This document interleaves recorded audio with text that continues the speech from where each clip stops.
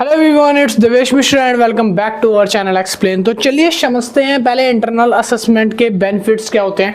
आज की इस वीडियो लेक्चर में हम ये बात करने वाले हैं कि सेमेस्टर फर्स्ट से लेके सेमेस्टर सिक्स तक जितने भी बच्चे हैं उनके जो इंटरनल असेसमेंट होते हैं तो वो क्यों होते हैं, उसके बेनिफिट क्या हैं, क्या फ़ायदा होता है इंटरनल असेसमेंट को देने का।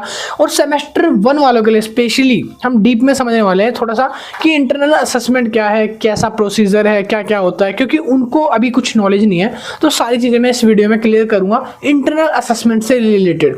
तो भाई ध्यान से सुनना, 2022 के बाद जिन बच्चों ने एडमिशन कराया है, मींस 2022 के बाद का कहने का मतलब है या तो आपने 2022 में एडमिशन लिया होगा या 2023 में लिया होगा या 2024 में लिया होगा। तो इन बच्चों के इंटरनल असेसमेंट कंडक्ट कराने के लिए एक पॉलिसी एनईपी पॉलिसी बनाई थी जिसमें इंटरनल असेसमेंट और ऐड कर दिया है। इससे पहले इंटरनल असेसमेंट नहीं होते थे। तो सेमेस्टर वन में जो बच्चे अभी 2024 में आए हैं, जो कि सेमेस्टर वन के अंदर आते हैं, ठीक है, तो इन बच्चों का दिसंबर एग्जाम से पहले इंटरनल असेसमेंट होने वाले हैं। मतलब कि 20 या 22 नवंबर से आप लोगों के इंटरनल असेसमेंट शुरू होने वाले हैं सेमेस्टर वन वालों के, ठीक है। इसी तरह जो बच्चे सेमेस्टर थर्ड के हैं तो इनके भी इंटरनल असेसमेंट शुरू होने वाले हैं, जिन्होंने 2023 में एडमिशन लिया होगा या जिन्होंने 2022 में एडमिशन लिया है जो अभी सेमेस्टर 5 में है। तो भाई इन लोगों के भी सेमेस्टर फिफ्थ के इंटरनल असेसमेंट शुरू होने वाले हैं, ठीक है। तो चाहे आप फर्स्ट सेमेस्टर के हो, थर्ड के हो, फिफ्थ के हो, आपके इंटरनल असेसमेंट शुरू होने वाले हैं। हाँ, इन दोनों सेशन के जो बच्चे हैं इनको पता है इंटरनल असेसमेंट क्या होता है, बट आप थोड़ा सा डीप समझेंगे क्योंकि सेमेस्टर वन वाले बच्चों को क्लियर करना है इंटरनल असेसमेंट क्या होता है। इंटरनल असेसमेंट एक तरीके का जैसे सीबीटी टेस्ट होता है ना, कंप्यूटर बेस्ड टेस्ट, इसी तरीके का एक एमसीक्यू वाला टेस्ट होता है जो कि ऑनलाइन मोड में लिया जाता है। किसके द्वारा? ये एसओएलडीयू ही कंडक्ट कराता है आपके ऑनलाइन मोड में एक एमसीक्यू बेस्ड टेस्ट, जिसमें आपके जितने भी एग्जाम होते हैं ना, जितने भी पेपर आपके पास हैं, जो भी आपने सब्जेक्ट चूज करे हैं, उन सारे ही सब्जेक्ट का इंटरनल असेसमेंट आपको देना पड़ता है, ठीक है। इंटरनल असेसमेंट में अगर मान लो आपके सेमेस्टर वन में 7 सब्जेक्ट हैं, टोटल के टोटल 7 सब्जेक्ट्स हैं, ठीक है, तो आपको पूरे 7 के 7 सब्जेक्टों के इंटरनल असेसमेंट देने पड़ेंगे। इंटरनल असेसमेंट जो होगा आपका वो अप्रोक्सीमेटली 20 या 22 नवंबर से शुरू हो जाएगा, ठीक है। 20 या 22 नवंबर से असेसमेंट आपके शुरू हो जाएंगे। असेसमेंट के लिए आपको मिलेंगे 10 से 15 दिन, ठीक है। आपको असेसमेंट करने के लिए 10 से 15 दिन अप्रोक्सीमेटली दिए जाएंगे। इसमें क्या होगा कि आपके जो 7 सब्जेक्ट हैं, इन 7 सब्जेक्ट के पोर्टल के ऊपर आपका लॉगिन करके आपको असेसमेंट देना होगा। अब आप असेसमेंट दोगे कैसे, थोड़ा सा वो समझने की कोशिश करते हैं। सबसे पहले तो आपको DUSOL की तरफ से एक प्रज्ञान पोर्टल होता है, पोर्टल का नाम है pragyan.col.ac.in, ठीक है। इस पोर्टल पे जाके आपको असेसमेंट देना पड़ेगा, पोर्टल को लॉगिन करना पड़ेगा। लॉगिन के लिए आपको डालना पड़ेगा उसमें एक पासवर्ड और एक लॉगिन आईडी, ठीक है, जो कि आपके एसएमएस पे भेजा जाएगा SOLDU द्वारा। तो SOLDU आप सबको अपना एक लॉगिन आईडी पासवर्ड भेजेगा, ठीक है। उसी लॉगिन आईडी पासवर्ड की मदद से आप प्रज्ञान की साइट पे जाके उसको लॉगिन करोगे। लॉगिन करने के बाद आपका जो इंटरफेस शो होगा उसमें आपके वो 7 के 7 सब्जेक्ट शो करेगा। हर एक सब्जेक्ट के असेसमेंट को देने के लिए आपको मिलेंगे 45 मिनट। आपको कितना मिलेगा? 45 मिनट का टाइम मिलेगा एक असेसमेंट को देने के लिए। मतलब 7 सब्जेक्ट हैं तो 45 ऐसे हर एक सब्जेक्ट के लिए इक्वल टाइम मिलेगा, ठीक है, 45 मिनट। और मार्क्स जो है वो डिपेंड करेगा कि कोर्स की लेंथ कितनी है। भाई देखो, वैसे अगर मैं बताऊं तो जो डिसिप्लिन इसमें आते हैं 3 या 4 आपके आ जाते हैं डिसिप्लिन के कोर्सेज, ठीक है। 4 आपके मान लो डिसिप्लिन के हो गए, या फिर फॉर एग्जाम्पल आप मान लो 3-4 जो भी आपके डिसिप्लिन कोर्सेज है। एक आपका होगा AEC का कोर्स, है ना, और एक आपका होता है वैल्यू एडिशन कोर्स, और एक आपका होता है जेनरिक इलेक्ट्रिक, और एक आपका होता है SEC वाला कोर्स, स्किल इनहेंस का। इसी तरह से आपके 4 सब्जेक्ट ये हो गए, 3 हो गए डिसिप्लिन के, टोटल हो गए 7। तो आपके इन 7 सब्जेक्ट के इंटरनल असेसमेंट होंगे। हर एक की मिनिमम वेटेज 45 मिनट्स की रहने वाली है टाइमिंग की। और जो मार्क्स है वो देखो डिसिप्लिन कोर्स में नंबर ऑफ क्वेश्चंस पे डिपेंड करता है। अगर आपके पेपर में 50 क्वेश्चन आ रहे हैं तो 1 नंबर का 1 क्वेश्चन है, तो 50 मार्क्स का इंटरनल असेसमेंट आएगा डिसिप्लिन कोर्सेज का। डिसिप्लिन कोर्सेज आपके मेन कोर्सेज होते हैं, इसीलिए इसका 50, 45, 40 का आ सकता है। वरना जो बाकी सब्जेक्ट है उसका 25, 30, 35, 25, 30, 35 के अराउंड आपका जो वेटेज रहता है मार्क्सेस का, ठीक है। तो इसमें ज्यादा ज्यादा क्वेश्चन नहीं आते। इन वाले जो 4 कोर्सेज हैं इनमें आपके कम क्वेश्चन आते हैं डिसिप्लिन के मुकाबले। अब आपको साइट पे लॉगिन करना है, लॉगिन आईडी पासवर्ड से प्रज्ञान पे लॉगिन करोगे, आपके सामने 7 सब्जेक्ट शो कर जाएगा। आपके जो भी आपको असेसमेंट देना हो, आप 45 मिनट फुर्सत से निकाल के, घंटा भर फुर्सत से निकाल के, टाइम से देख के कि मेरे को कौन सा टाइम मेरे लिए बेस्ट रहेगा, मैं असेसमेंट फ्री माइंड से दे सकता हूँ। ठीक है, आप उस टाइम पे आप अपने असेसमेंट को कंडक्ट कर सकते हो, अपने असेसमेंट दे सकते हो 1 घंटा टाइम निकाल के। असेसमेंट देते टाइम आपका सर्वर कनेक्शन बहुत ही ज़्यादा स्ट्रांग होना चाहिए, अच्छा होना चाहिए। और एक चीज़ और, अगर आप चाहो तो आपको, अगर आप सोचो कि मेरे असेसमेंट देते टाइम मैं क्या चीटिंग कर सकता हूँ, तो उसके लिए आपको बता दूं कि असेसमेंट में आप असेसमेंट वाली साइट को बंद नहीं कर सकते। अगर आपने साइट को बंद किया, बैक किया, होम पेज पे गए, तो फिर साइट ऑटोमेटिकली ही जो आपने सबमिट करे होंगे ना आंसर, उसी को लेके आपका रिजल्ट जनरेट कर देगी कि आपने बस इतने क्वेश्चन करे हैं, इसके आगे आपको नहीं आते। तो ऐसा मत करना। इसीलिए आपको क्या करना है, अगर आपको नकल करनी है, आपको कहीं से आंसर की देखनी है, तो पहली चीज तो आप पढ़ के बैठो। दूसरी चीज, आप दूसरा फोन ले सकते हो, किसी दूसरे भाई बहन वगैरह का फोन लेके, उसमें आप चैट जीपीटी वगैरह करके जो भी आपको आंसर निकालने हैं वहां से आप कंडक्ट करके इस साइट पे आंसर को एमसीक्यू करके टिक करके फिल कर सकते हो। ठीक है, काफी बार चैट जीपीटी वगैरह गलत आंसर देता है, तो उस पे अब आपको देखना है आपको कैसे करना है। मैंने आपको बस बता दिया कि जो साइट आप पोर्टल के यूज कर रहे हो प्रज्ञान वाली, जिसपे आप असेसमेंट होगी, उसको बंद मत करने देना। क्लोज होते ही आपका असेसमेंट ऑटोमेटिकली सबमिट हो जाएगा, चाहे आपने 1 क्वेश्चन दिया हो, चाहे 2 दिया हो, चाहे आपने नहीं दिया हो। ठीक है, और एक चीज और, जब भी आप साइट को लॉगिन करोगे तो आपको 45 मिनट का टाइम मिलेगा एक असेसमेंट को करने के लिए। एक असेसमेंट पे मान लो आपने डिसिप्लिन का किसी कोर्स है, कंपनी लॉ, आपने कंपनी लॉ पे क्लिक किया कि मैं इसका असेसमेंट देने वाला हूं।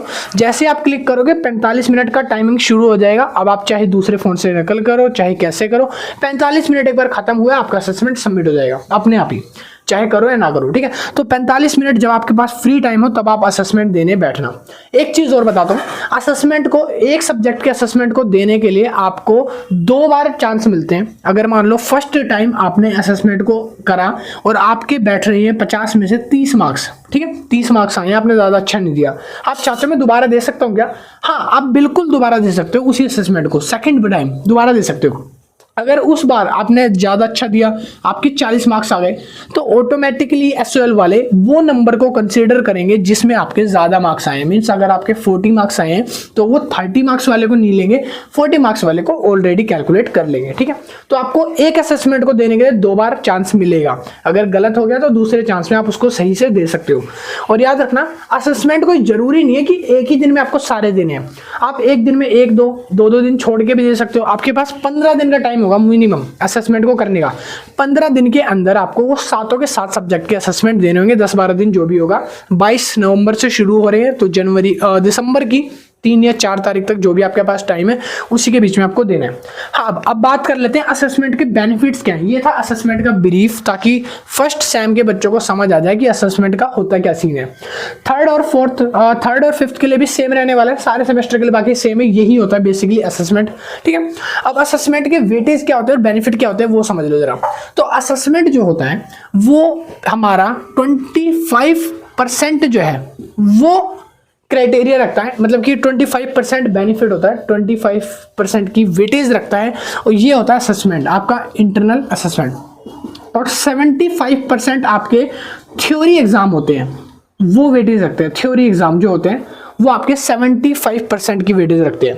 और इन दोनों को मर्ज करके आपका जो रिजल्ट आता है, मार्कशीट आती है, वो इन दोनों को मर्ज करके आता है। जो भी आपके मार्कशीट के नंबर होते हैं ना, जो भी आपके रिजल्ट में आप थ्योरी एग्जाम में लिख के आते हो, उसके नंबर और असेसमेंट के नंबर को मिला के मर्ज करके आपको पास होते हैं। अब असेसमेंट अगर दिया तो क्या फायदा होगा, नहीं दिया तो क्या नुकसान होगा, वो समझो। अगर आपने असेसमेंट दिया तो ये होगा कि अगर मान लो असेसमेंट आपने दे दिया और आपने थ्योरी एग्जाम नहीं दिया उस सब्जेक्ट का, तो असेसमेंट की जो 25% की वेटेज है ना, इससे आपके थोड़े से मार्क्स इसमें बढ़ जाते हैं। ठीक है, 75% ये वेटेज रखता है। मगर जो अगर पासिंग क्राइटेरिया का आपने क्लियर नहीं करा, पास होने में 1-2 नंबर कम पड़ रहे हैं और आपने असेसमेंट दे रखा, असेसमेंट आपका बहुत अच्छा गया है, तो आप आराम से पास हो सकते हो उस सब्जेक्ट में। ठीक है, और मान लो अगर आपने इंटरनल असेसमेंट नहीं दिया बिल्कुल भी, थ्योरी एग्जाम में भी आपने बिल्कुल अच्छा नहीं किया, तो उस जगह पे आपके प्रैक्टिकल की जगह F आ सकता है, ट्यूटोरियल की जगह एफ आ सकता है, ग्रेड कार्ड में बता रहा हूँ रिजल्ट में एफ आ सकता है, मतलब फेल हो सकते हो या 0 मार्क्स आ सकते हैं, शो करेगा किसी एक जगह तो 0 या एफ शो कर सकता है, ठीक है। तो अगर आपने दोनों ही नहीं दिया और अगर आपने मान लो सिर्फ असेसमेंट नहीं दिया, थ्योरी एग्जाम दे दिया और थ्योरी एग्जाम में आपको पता है पास हो बहुत ही अच्छा गया है, और भैया हमने असेसमेंट नहीं दिया, असेसमेंट छूट गया, क्या दोबारा चांस मिलेगा? नहीं सर, दोबारा चांसेस बहुत रेयर केसेस में मिलता है जब वो नोटिफिकेशन वगैरह रिलीज करते हैं, वरना नहीं मिलता। और अगर आपका थ्योरी एग्जामिनेशन बहुत अच्छा गया है, आपका इंटरनल असेसमेंट आपने दिया ही नहीं, छोड़ दिया या गंदा गया, तो कोई टेंशन वाली बात नहीं है, आप पास हो जाओगे, पास हो जाओगे इसके बेसिस पे, ठीक है, आप पास हो जाओगे इसके बेसिस पे आपका, क्योंकि थ्योरी एग्जाम ज्यादा अच्छा गया है, क्योंकि दोनों का कंबाइन करके ही आपके मार्क्स जुड़ते हैं, ठीक है। अब मार्क्स की बात कर लेता हूं। देखो इंटरनल असेसमेंट 25% की वेटेज रखता है, थ्योरी एग्जामिनेशन 75% की वेटेज रखता है। तो आप इसको ऐसा समझो कि जो इंटरनल असेसमेंट है ना, इंटरनल असेसमेंट आपके ना 70 मार्क्स के होते हैं, 70 मार्क्स की वेटेज रखता है वैसे तो, ठीक है। परसेंटेज में बोलूँ तो 25%, ठीक है, 25% इंटरनल असेसमेंट के मार्क्स को लिया जाता है, 75% थ्योरी एग्जाम को लिया जाता है, तब मिला के 100% बनाया जाता है। और आपके इंटरनल असेसमेंट के मार्क्स की बात करूँ तो 70 मार्क्स की वेटेज रखते हैं मार्क्स में, ठीक है। और जो आपका थ्योरी एग्जाम है वो 90 मार्क्स की वेटेज रखता है, थ्योरी एग्जाम जो है वो 90 मार्क्स की वेटेज रखता है, ठीक है। अब आपको समझना है इसमें से कितने कितने नंबर लाने हैं, पासिंग क्राइटेरिया क्या है। तो देखो अगर मैं बात करूं पास होने के लिए कितने नंबर लाने हैं, तो दोनों में से ज्यादा नहीं, आपको सिर्फ 40% लाना है, इसका 40%, इसका 40%, आप पास हो जाओगे। कॉलेज का यही रूल है, अभी तक यही रूल है, ठीक है। और दोनों में क्या अलग अलग पास होना जरूरी है या सब एक साथ मतलब कि पास होना जरूरी है? तो ठीक है, अलग अलग हो जाओ तो ज्यादा अच्छा है, कंबाइन करके होते हो तो और भी ठीक है, कोई दिक्कत वाली बात नहीं, उसमें भी आप हो सकते हो। बट प्रॉब्लम क्या है? प्रॉब्लम यहाँ है कि सर आपके जो मार्क्स है ना, अगर आप एक चीज छोड़ देते हो दोनों में से, अगर आपने असेसमेंट छोड़ दिया तो शायद आपको दिक्कत ना हो, बट अगर आपने थ्योरी एग्जाम छोड़ दिया, ठीक है, तो असेसमेंट के बेस पे पास होना क्लियर नहीं हो सकता। असेसमेंट अगर आपने दिया, थ्योरी मार्क्स में थोड़ी बहुत कमी है, तो उससे ये बेनिफिट कर देगा, इंटरनल असेसमेंट के थोड़े मार्क्स उसमें जोड़ के पास हो जाओगे। तो देना इसलिए कंपलसरी है। अगर आपको लगता है मैं एक भी असेसमेंट नहीं दे रहा, मैं सीधा थ्योरी एग्जाम दूंगा, ठीक है, आपको लगता है मैं पूरा पास कर लूंगा, तो भाई वो आपकी मर्जी है, फिर एज यू विश, ठीक है। तो ये था आपका पूरा का पूरा प्रोसीजर। इंटरनल असेसमेंट आपको समझ आ गया क्या होता है, क्यों दिए जाना चाहिए, और इंटरनल असेसमेंट की वेटेज होती है 25%, 75% थ्योरी एग्जाम की होती है, ठीक है। दोनों को देना ही कंपलसरी होता है। मैं तो यही कहूंगा कि किसी को भी मिस मत करो। एक बात हो जाती है मिस होने वाली, या कोई ऐसे सर्कमस्टांसेस हो जाते हैं जिसमें आपको एग्जाम नहीं दे पाए, तो वो बात अलग है, ठीक है। तो यहाँ पे इंटरनल असेसमेंट जो है वो 70 मार्क्स का होता है, और जो 90 मार्क्स होता है वो थ्योरी मार्क्स से मिलते हैं। इसमें से आप कितने लाते हो वो वेटेज देखी जाती है। अगर मान लो आपका 90 नंबर का थ्योरी एग्जाम है, उसमें से आप 50 नंबर लाए हो, आपका 70 नंबर का इंटरनल असेसमेंट आया, 70 नंबर का आता नहीं है, कभी 50 का आता है, कभी 40 का आता है, कभी 30 का आता है, ऐसे बनता है, होता 70 का है। अगर वो 70 में से मान लो आप 50 लाए हो, ठीक है, और थ्योरी मार्क्स में भी आप 50 लाए हो, 90 नंबर का था जबकि, ठीक है, तो इसमें कैसे कैलकुलेट होगा, तो 25% तो इंटरनल असेसमेंट होगा। तो जो आपका 70 है, 70 का मतलब ये वाला, इसका 25% इसमें से लिया जाएगा, मतलब कि 70 में से जो आप 50 मार्क्स लाए हो, तो 25 में से कितने बनेंगे वो आपका लिया जाएगा इसमें से। इसमें आपका देखा जाएगा कि 90 में से अगर आप 50 मार्क्स लाए हो तो 75% कितने बनेंगे, 75% में कितने मार्क्स बनेंगे इसके, तो वो इसका कैलकुलेट करके, दोनों को कैलकुलेट करके आपको पास किया जाता है। टोटल ओवरऑल आपको 40% ही लाना होता है पास होने के लिए, ज्यादा नहीं लाना होता है। पास होने के लिए सिर्फ 40% आपको चाहिए होता है। कितना? 40। अगर मान लो आप 20 इसमें ले आ रहे हो, 20 इसमें ले आ रहे हो, परसेंट आपकी बन जा रही है, दोनों में अच्छे मार्क्स आ रहे हैं, 20% आ रहे हैं नंबर, तो आप दोनों को मिला के पास हो जाओगे। ओवरऑल अगर आप 40 यहाँ से ले आई, आपको आपने ये दिया ही नहीं, तो भी आप पास हो जाओगे, उसकी भी चिंता मत करो। आप इसमें ले आए पूरा का पूरा 40, आप सोच रहे हो कि मैं यहाँ से पास हो जाऊँ और ये करूँ के ना हूँ, तो भाई मुश्किल है। आपको ये थ्योरी एग्जाम देना जरूरी है, वरना आपके फेल या बैक पेपर आ जाएगा। थ्योरी एग्जाम तो देना कंपलसरी है। असेसमेंट एक पल छूट गया तो कोई दिक्कत वाली बात नहीं होगी, हाँ, और कोशिश करना ना ही छूटे, क्योंकि अगर मार्क्स आपको इंक्रीज करने, अच्छे मार्क्स लाने आगे, अगर आपको कोई पीजीडी कोर्स वगैरह करना है, प्रोग्राम वगैरह करना है, तो अच्छे मार्क्स के लिए असेसमेंट भी दे दो, ज़्यादा बेटर रहेगा। मार्क्स दोनों अगर जुड़ेंगे तो और ज़्यादा नंबर आपके आएंगे, ठीक है। तो ये रहेगा। तो ये था पूरा का पूरा MCQ based test internal assessment. और इंटरनल असेसमेंट अभी जो होने वाले हैं वो मैं बता चुका हूँ किस डेट से होने वाले हैं और किस किस को देना है। फर्स्ट सेमेस्टर, थर्ड सेमेस्टर और फिफ्थ सेमेस्टर वालों को ही देना है। तो ये था पूरा का पूरा कंक्लूजन इंटरनल असेसमेंट का। आई होप वीडियो पसंद आई होगी। जो वीडियो को को लाइक करना, शेयर करना एंड सब्सक्राइब करना चैनल को SOL के रिगार्डिंग सारी अपडेट्स के लिए। मैं मिलता हूँ नेक्स्ट वीडियो में। Thank you and keep watching, bye.